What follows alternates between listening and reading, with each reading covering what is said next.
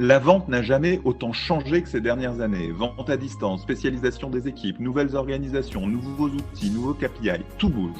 Dans le podcast de la vente réinventée, nous adressons ces problématiques en profondeur, 2 fois par semaine, avec les acteurs de ces transformations, Head of Sales, Sales Ops et Sales Enablement des sociétés les plus innovantes dans le domaine. Bonjour à tous, je suis Gabriel Dabischwebel, fondateur de SalesDeck.io et de l'agence marketing 1 minute 30 et hôte de ce show. Tout de suite l'interview, mais juste avant, un petit mot pour vous faire découvrir SalesDeck.io, la nouvelle plateforme SaaS pour rendre vos rendez-vous commerciaux plus engageants et mieux préparés. Avec SalesDeck.io, vendez plus et plus vite en visio. Bonjour à tous, je suis ravi d'être avec Maxime Cliquet aujourd'hui, qui est Head of Sales chez Upvisory. Salut Maxime, comment tu vas ? Salut Gabriel, ça va et toi ? Super. Peux-tu peut-être nous dire ce que vous faites chez Upvisory ? Ouais, bien sûr. Upvisory, c'est une agence conseil qui est spécialisée dans le product. Nous, on est les pionniers, on va dire, du product management en France. Concrètement, on a accompagné des grosses boîtes, aujourd'hui tout type de boîtes. Donc, on a aussi des scale-up et des startups dans la définition de leurs organisations et dans l'accompagnement de leur équipe produit. Donc, concrètement, on a des profils de coach produit, product manager, product owner, mais aussi product designer et product builders. Donc, c'est des populations plus tech qui viennent vraiment en renfort pour définir un produit et améliorer évidemment la qualité du produit et son time to market. Super.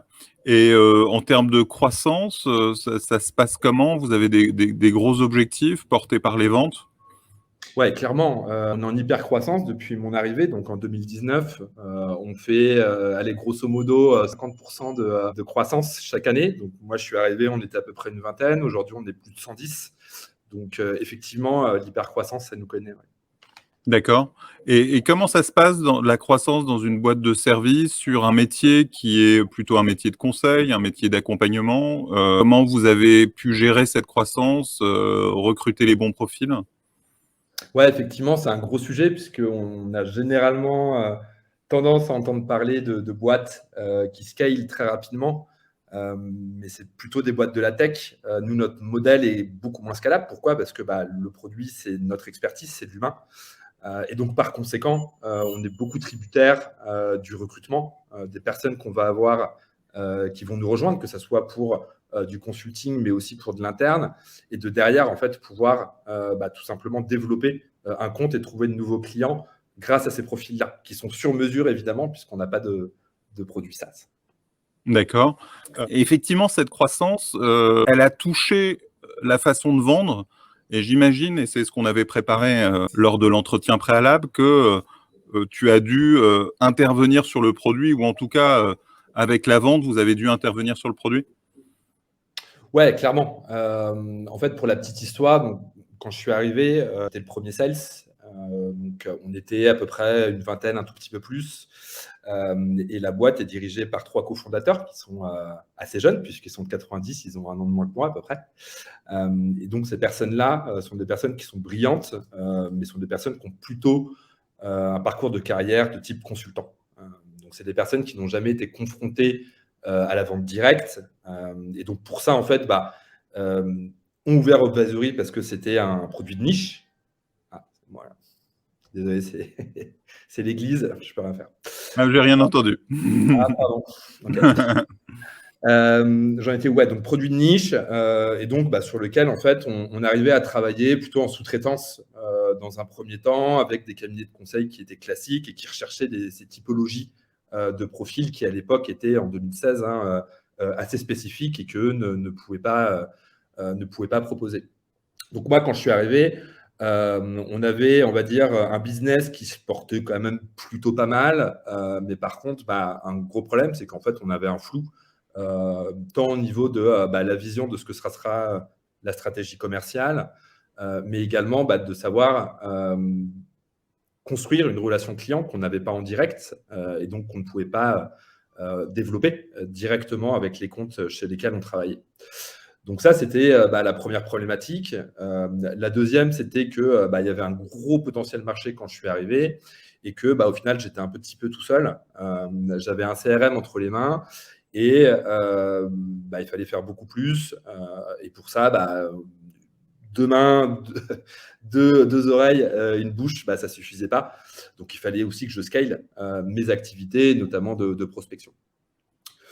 Donc, moi, en fait, la première chose que j'ai faite avec Martin, c'est de lui faire un gros benchmark avec des recommandations qui sont priorisées sur la roadmap de ce que sera la stratégie commerciale sur déjà ma première année, mais aussi l'horizon des 3 à 5 ans, avec justement une priorisation qui est forte sur le fait d'ouvrir des comptes clients et qui sont majoritairement des grands comptes du CAC 40, donc pas facile quand on est un petit poussé, mais qui sera salvateur, et derrière de pouvoir en fait aller beaucoup plus vite, beaucoup plus fort sur la manière de faire connaître Upvisory et surtout la manière de pouvoir générer des leads en direct. Et juste pour comprendre, vous sous-traitiez à qui? À des gros acteurs du conseil qui n'avaient pas ce type de ressources? Ouais, exactement, c'est ça. Donc, on travaillait beaucoup. Je ne vais pas les nommer ici, mais c'est les top cabinets de conseil qu'on va avoir et qui gèrent aussi l'IT, qui sont présents chez les clients depuis des années, voire parfois des décennies, donc qui ont une armée de commerciaux présents à la machine à café. Et donc, qui sont installés, qui connaissent finalement les besoins des clients, qui peuvent les pourvoir jusqu'à un certain moment. Et en fait, quand on avait besoin de profils product confirmés experts, là, c'était un petit peu trop juste pour eux. Donc, ils nous demandaient tout simplement de pouvoir venir intervenir sous couvert en ne parlant pas d'advisory. Et donc, en ayant, on va dire, la casquette de ce fameux cap de conseil. Et quand vous êtes parti en direct, est-ce que vous avez perdu l'indirect? Est-ce qu'il y a eu comme ça des missions que vous avez perdues parce que vous attaquiez les comptes en direct? Ça a été, en termes de recherche de vente indirecte, ça a été un peu plus compliqué. Et comment vous êtes présenté aussi à ces grands comptes corporate? Vous êtes présenté comme des spécialistes et c'est le côté spécialiste qui vous a permis de rentrer et d'être référencé? Ouais, tout à fait. Alors, pour répondre à ta première question, on a eu une période où il fallait valider des hypothèses. Donc, la première, c'était quoi? C'était que finalement, on signait aussi des clauses de non-concurrence avec ces fameux CAB. Donc, ce qui nous interdisait, nous, de parler aux clients en direct pendant à minima 1 an, c'était plutôt 2 ans, sur une BU, voire parfois la totalité d'un département. Donc, nous, ça nous handicapait clairement.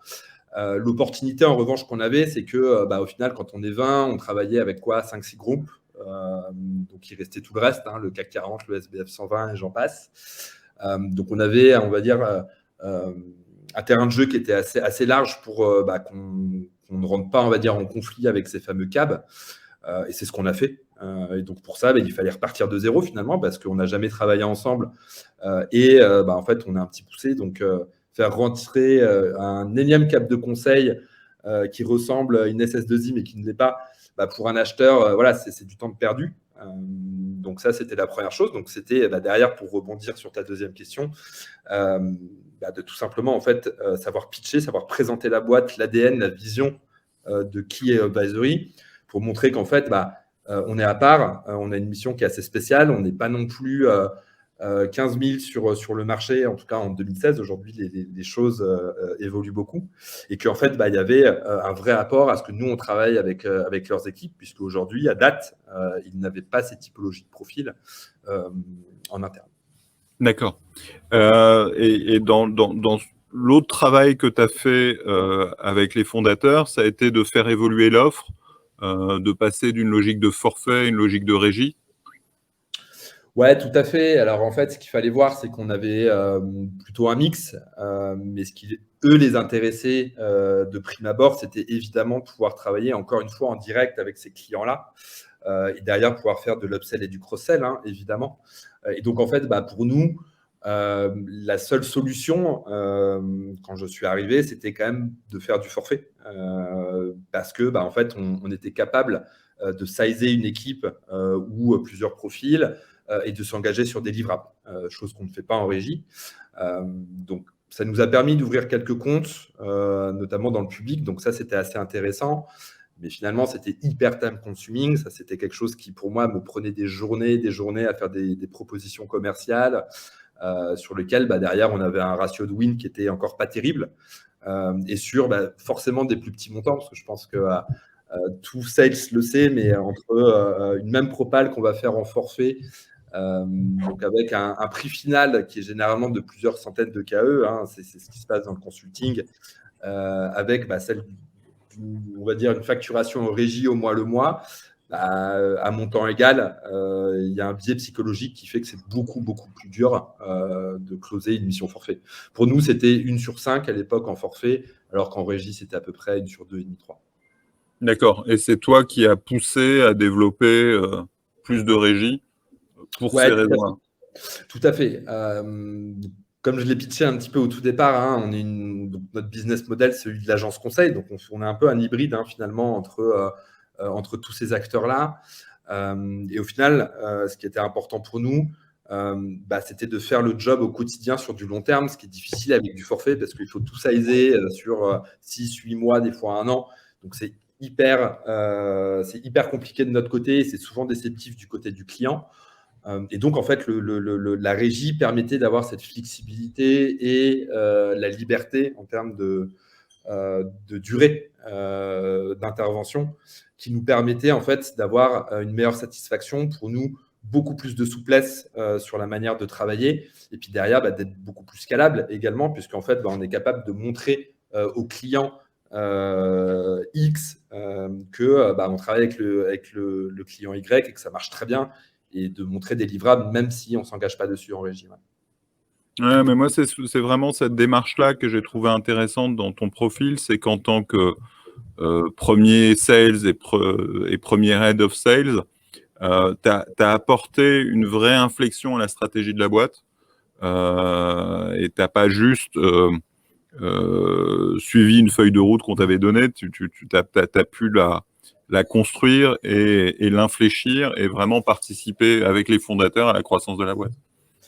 Ouais, absolument. C'est-à-dire que j'ai eu cette chance, c'est pour ça que je me sens bien chez Advisory, mais d'avoir en fait finalement carte blanche en me disant écoute Max, ce que tu me proposes est cohérent, ça fait sens.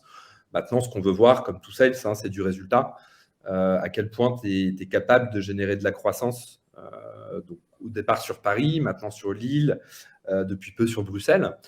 Et pour ça, en fait, c'est d'aller tester beaucoup de choses et de montrer en fait ce qui marche.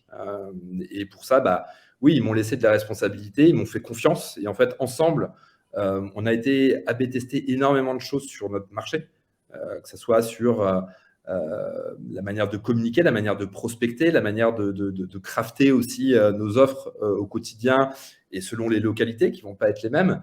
Et derrière, en fait, de trouver finalement quelle est l'hypothèse qui est la plus valable. Et une fois qu'on a ça, on l'industrialise, et notamment avec mes équipes de sales. Ouais. Tout à fait. D'accord. Et le marketing, il a suivi comment cette aventure? Est-ce qu'il y avait du marketing quand tu es arrivé ou pas? Est-ce que finalement, c'est toi qui as fait le marketing? Ouais, alors quand je suis arrivé, effectivement, donc moi j'étais le premier sales, mais il y avait déjà 2 personnes au market. D'accord. Et donc en fait, ces personnes-là avaient plutôt un rôle de communication. D'accord. C'est souvent le cas dans les ESN ou dans les boîtes de services. Ça va être plus de la mise en avant. Ouais, ça, on l'a compris aussi, même aujourd'hui encore, puisque j'étais au départ plutôt à nous dire, en fait, le marketing, ça sert à quoi? Ça sert à préchauffer un lead, ça sert à générer de lead band, et donc de travailler en concert avec les sales pour qu'on arrive à générer du CA. Et effectivement, je pense que le marketing, c'est compliqué sur le consulting. Pourquoi? Parce qu'on fait de la vente qui est consultative. C'est de la vente qui est hyper complexe et donc qui est personnalisée. Et pour ça, en fait, le marketing ne peut pas, à part montrer à quel point on est shiny, on est sexy, à quel point on est expert, ce dont on a vraiment besoin pour avoir de la visibilité, mais ne peut pas faire beaucoup plus finalement sur ces typologies de produits.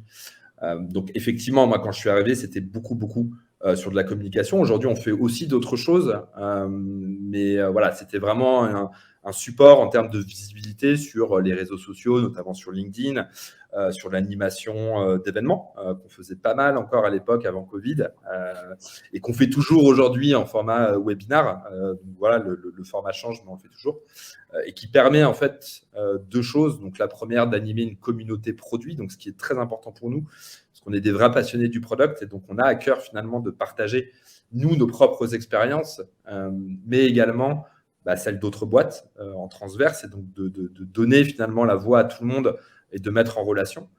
Et la deuxième, évidemment, qui est un petit peu plus business, mais c'est celle de montrer finalement au C-level, donc nos personas qui vont être le CTO, le CPO et les directeurs de transfo, etc., que finalement, on vaut le coup. Oui, on fait partie des pionniers sur notre marché. Oui, on se présente comme une référence. Et donc, oui, bosser avec nous, c'est bosser avec des personnes qui sont compétentes.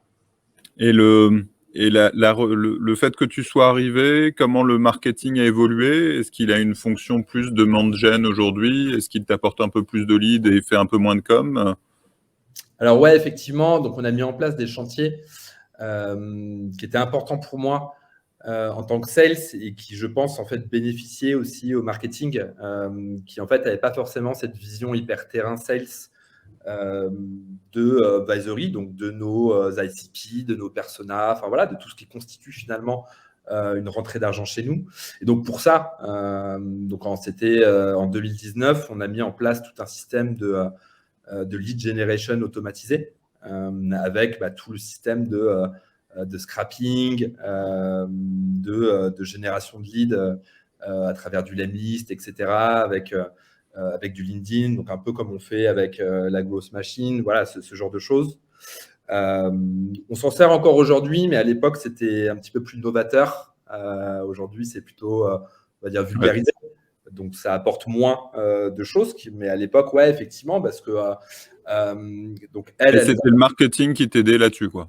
Ouais, tout à fait, on le faisait ensemble. Donc, moi, j'avais plutôt la vision stratégique de à qui on s'adresse, quel est le pitch qu'on a envie de mettre en place. Et puis, elle, derrière, nous aidait beaucoup sur comment est-ce qu'on monte des belles références, voilà, tout ce qui est on va dire des carousels, enfin voilà, tout ce qui est visuel, on va dire. Et puis, m'aider aussi beaucoup, évidemment, sur le copywriting, parce que elles en font beaucoup. Et c'est vrai que moi, j'étais beaucoup plus dans, on va dire, pas de l'agressivité, mais voilà, dans des mails qui sont, on va dire, beaucoup plus directs en termes de prospection. Donc, il fallait un peu qu'on trouve nos deux mondes là-dessus. Ça a très, très bien marché. On a ouvert des superbes comptes comme ça. Et on l'a fait parce qu'on a apporté de la valeur sur nos séquences de mails. Et ça, c'était quelque chose qui était hyper important pour nous. Et notamment pour se démarquer, on va dire, des SS2I qui vont plutôt arriver en disant je vois que vous avez une recherche de job, j'ai quelqu'un à qui vous présenter. Alors que nous, on voulait vraiment construire quelque chose sur la durée en disant regardez, on vous apporte des éléments que vous pouvez activer, par exemple, sur votre orga, sur votre équipe dès aujourd'hui. On peut vous faire du partage de Rex qui va pouvoir aussi vous apporter des axes de réflexion. Donc, venez, on parle. On n'est pas juste là pour faire du business. C'est bien si on en fait à la fin, mais ça, en fait, on le fait si je suis bon et si à l'occasion d'une demi-heure de visio, je suis capable de t'apporter finalement cette vision et ces réponses aux questions que tu peux avoir. Super. Est-ce qu'on arrive à la fin de ce podcast? Est-ce qu'il y a des éléments que tu veux ajouter avant qu'on conclue? Ouais, évidemment. Ce qu'il faut voir, c'est que chez Advisory, on recrute beaucoup. C'est une très, très bonne boîte. On a été référencé Happy at Work là dernièrement. Moi, je le recommande énormément puisque c'est une boîte qui grandit beaucoup. C'est une boîte qui est très jeune, mais c'est surtout une boîte qui est bienveillante, qui a vocation à le rester, surtout parce qu'on va commencer à atteindre un seuil critique. Qui se déploie non seulement à Paris, mais pas que, puisqu'on est à Lille actuellement. On a des super missions, des super clients. À Bruxelles également, on bosse avec des super groupes et des superbes startups. Et puis bientôt, je l'espère, sur des grandes villes comme Marseille ou Lyon, qui arriveront d'ici la fin d'année ou début d'année prochaine. D'accord. Et recrutement plutôt sales ou sales et product? Alors, on recrute toujours beaucoup de coachs produits, de product, designers et dev. Donc ça, évidemment, c'est le gros du recrutement. En revanche, je cherche aussi des sales.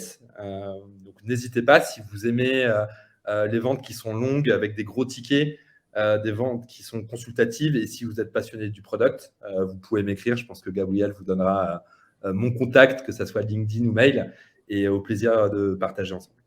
Super, merci beaucoup Maxime. On se retrouve 2 fois par semaine pour un nouvel épisode. Abonnez-vous sur votre plateforme de podcast préférée pour ne rater aucun épisode. Merci aussi à notre sponsor, salesdeck.io, la solution SaaS pour vendre plus et plus vite en visio, avec des rendez-vous plus engageants et mieux préparés. Découvrez la solution et réservez tout de suite une démo sur salesdeck.io. Merci à toi, salut!